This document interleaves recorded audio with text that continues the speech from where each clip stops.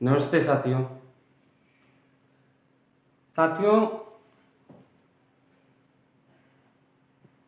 आज का हमारा टॉपिक है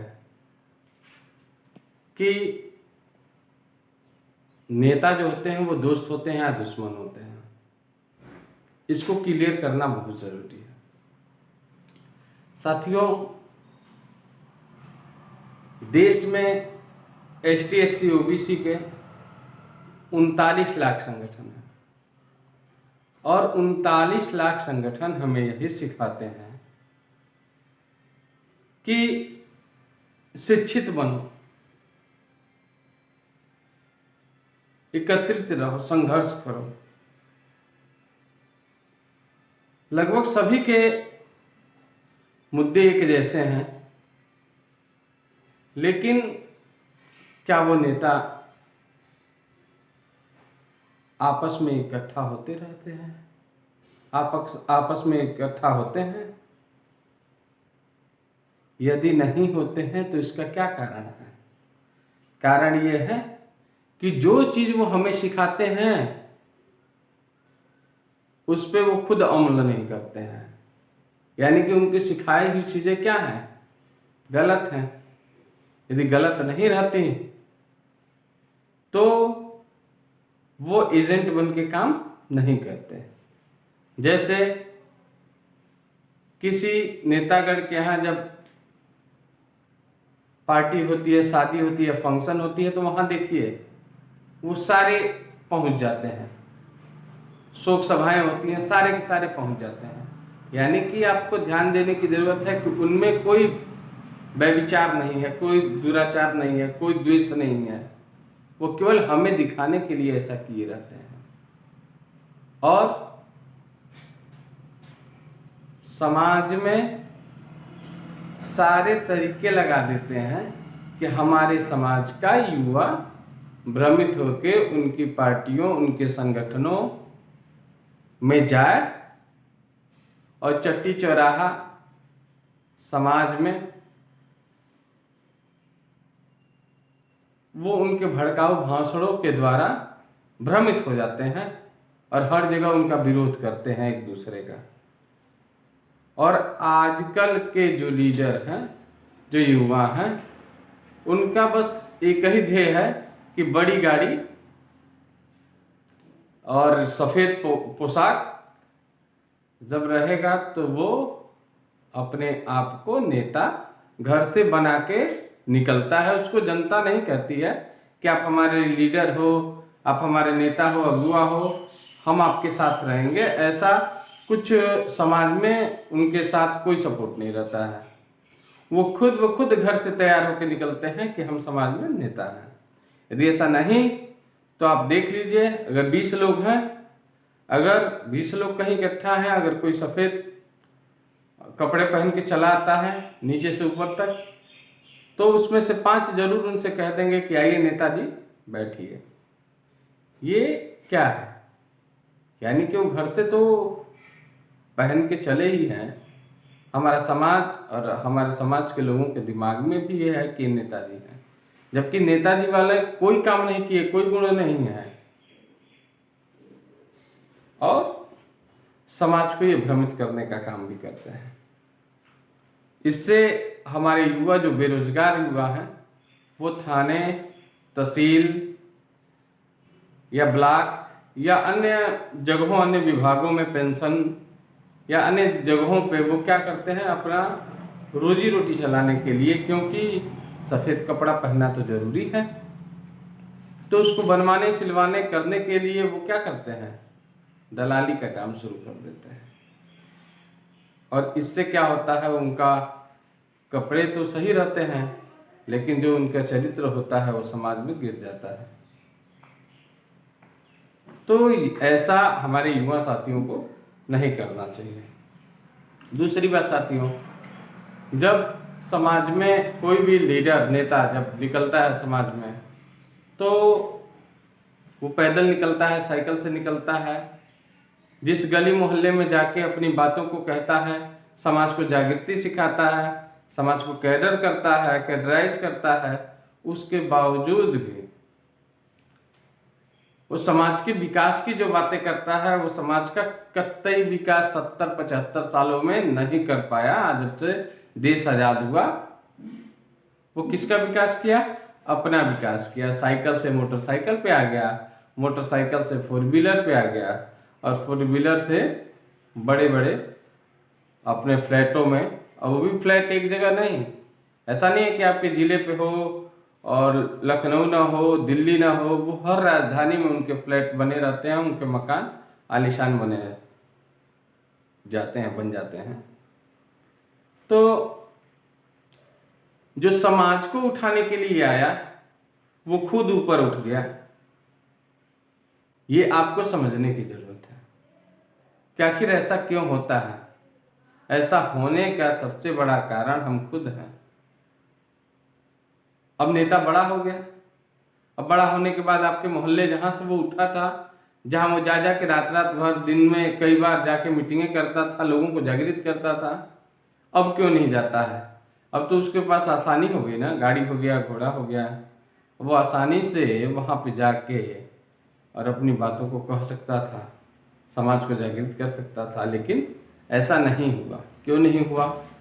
क्योंकि जब वो इस दौर से चलता रहा तो उसके ऊपर किसी न किसी का आशीर्वाद लग गया, और उस आशीर्वाद के चक्कर में अब जो आशीर्वाद देगा, जैसे मान लीजिए कि आप देश के प्रधानमंत्री पद के उम्मीदवार हैं और मैं कोई बड़ा बिजनेसमैन हूँ, आपको 500 करोड़ 1000 करोड़ डोनेट कर दिया कि हाँ जाइए प्रधानमंत्री पद का आप दावेदारी करिए, ये लीजिए, हेलीकॉप्टर लीजिए, पैसा लीजिए, जाइए, चलिए।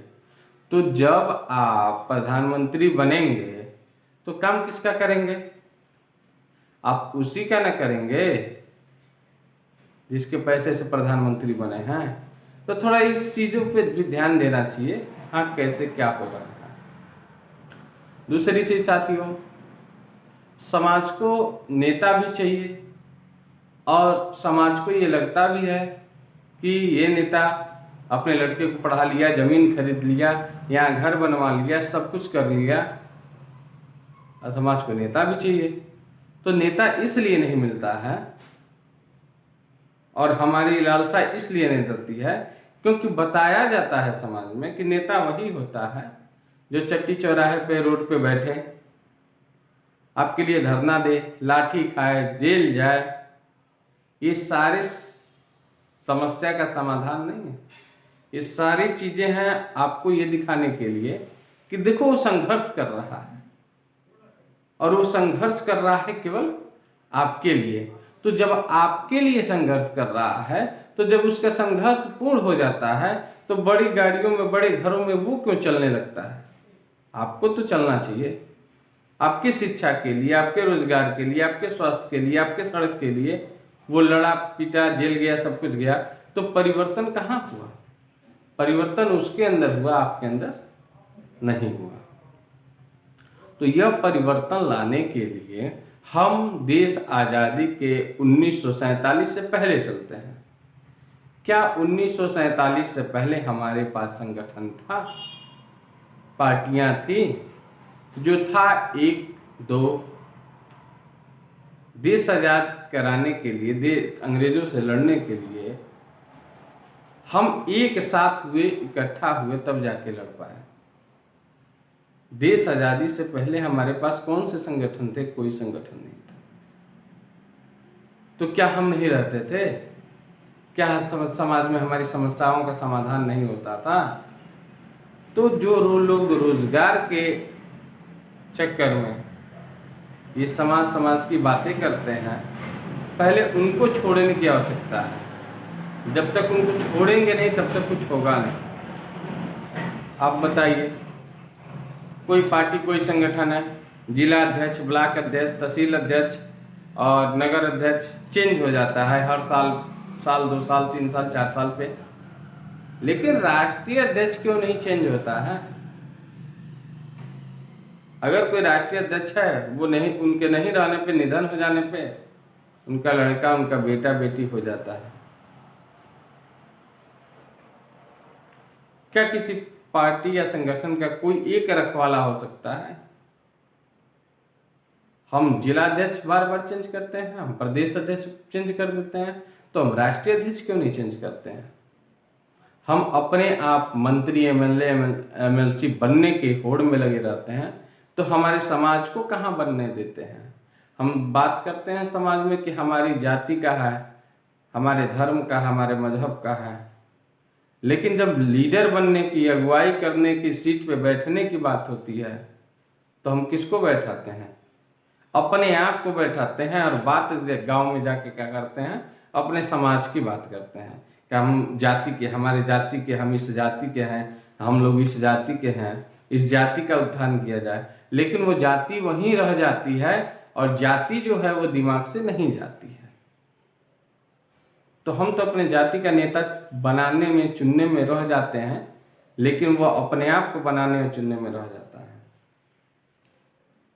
साथियों, देश के युवाओं को और गार्जियन जो है, इन सभी लोगों से निवेदन करूंगा कि इन लोगों को गौर से देखें, इन लोगों को गौर से जांचें, परखें, तब जाके कोई फैसला लें। क्या आप आज तक किसी पार्टी को वोट नहीं दिए हो? वोट दिए हो, लेकिन वोट देने के बाद जो सवाल करते हो, वो वोट देने से पहले अगर कर लेते तो फिर ऐसी समस्या नहीं आती। आप संगठन और संगठित होने का प्रयास करते हो, और वह प्रयास केवल एक व्यक्ति विशेष के उत्थान के लिए हो जाता है। और व्यक्ति विशेष का ही उत्थान क्यों होता है? क्योंकि हमारी मानसिकता गड़बड़ है। हमारे 4 बेटे हों, किसी को आईएएस बनाएंगे, पीसीएस बनाएंगे, बिजनेस कराएंगे, यहाँ तक कि चौराहे पे, चट्टी पे सब्जी उससे बिचवाएंगे, लेकिन कभी भी उसको लीडर, नेता बनने की सलाह नहीं देंगे। जब हम अपने ही परिवार में किसी के ऊपर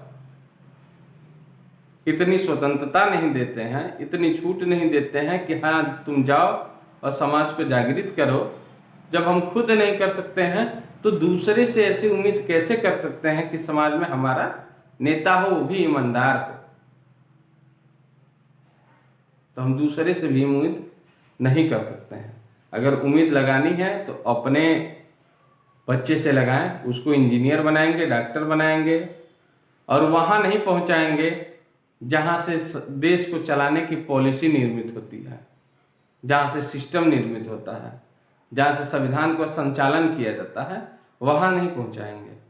हम वहां पहुंचाएंगे कि जहां पे अंगूठा छाप लोग पहुंच के और हमारे ऊपर हुकूमत करें। जिला अधिकारी जी से पूछ लीजिए, आईएएस पीसीएस जो बन के जिले को आपको संचालित कर रहे हैं, पूछ लीजिए क्या उनके ऊपर भी कोई है? तो जो सबसे ऊपर है वहां पहुंचने की होड़ नहीं लगी हुई है। हम नौकर बनने के चक्कर में लगे हुए हैं समाज में कि हाँ नौकर बने, बढ़िया नौकर बने, ईमानदारी का नौकर बने, हर विभाग में हमारे लोग नौकर बने, लेकिन वहां नहीं पहुंचने की कोशिश करते हैं जहां से देश को संचालित किया जाता है, प्रदेश को संचालित किया जाता है।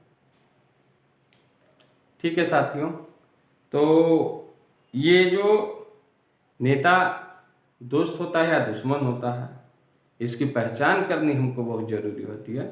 जब तक हम पहचानेंगे नहीं,